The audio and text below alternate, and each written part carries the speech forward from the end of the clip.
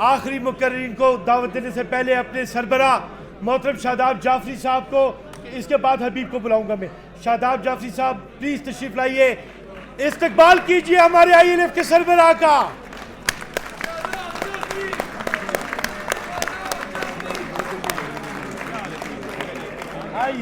آئیے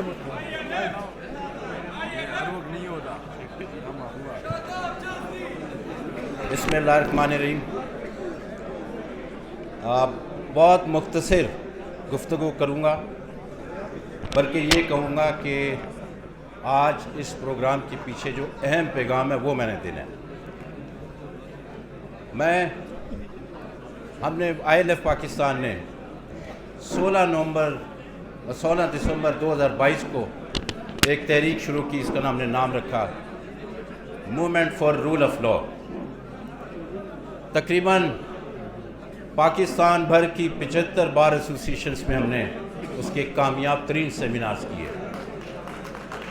لیکن جیسے ہی، اور ہم سمجھتے تھے کہ یہ رول آف لا کی موومنٹ بڑی کامیابی سے آگے جا رہی ہے، اور جا رہی بھی تھی، لیکن جب 9 مئی شروع ہوا اور جو تاریخی تشدد اور وائلیشنز ہوئی، ہمیں سمجھ نہیں آئی کہ یہ پہلے کیا ہوتا رہا اس میں.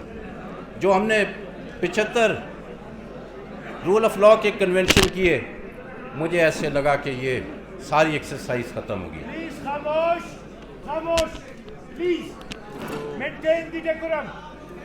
Thank you. سنیں بات کو. لہٰذا آج کا یہ پروگرام اس لحاظ سے امپورٹنٹ ہے کہ ہم نے اس کو فیز 2 ہم کہتے ہیں، rule of law movement second phase اس کا شروع کر رہے ہیں. اس میں تبدیلی ہے، اس میں سول سوسائٹی اور 2 منٹ دیکھیے، میں ایک چیز سوچتا ہوں، جب بھی رول آف لا کی وائلیشن ہوتی ہے، وائی آلویز وکلا کیوں باہر نکلتے ہیں؟ اور بار بار 60s کی ہم نے پڑھا ہے، 70s میں دیکھ لیں، ایون MRD 80s اس میں بھی وکلا کا ایک بڑا کردار رہا ہے. پھر 2007 میں آپ دیکھ لیں. غرض یہ کہ ہر وقت ہر مومنٹ میں وکلا نکلتے ہیں، اور بار بار کیوں نکلنا پڑتا ہے؟ ورنہ مہذب معاشروں میں تو ایسا نہیں ہوتا، ہمارے پڑوسی ملکوں میں ایسا نہیں ہے، یورپ امریکہ میں نہیں ہے. اس کا مطلب یہ ہوا کہ صرف ہمارے بار بار سڑکوں پہ نکلنے سے کوئی مسئلہ حل نہیں ہوگا. ہم نے اسی وجہ سے آج اس میں ایک تبدیلی لے کے آئے. دیکھیں، قوم کے معمار ہوتے ہیں اساتذہ. یہ ہم نے ڈیپ ڈیلیبریشن کے بعد ہم سمجھتے ہیں کہ بہت ضروری ہے. ہم تو دے رہے ہیں اویئرنیس، لیکن اساتذہ نے دینی ہے ایجوکیشن.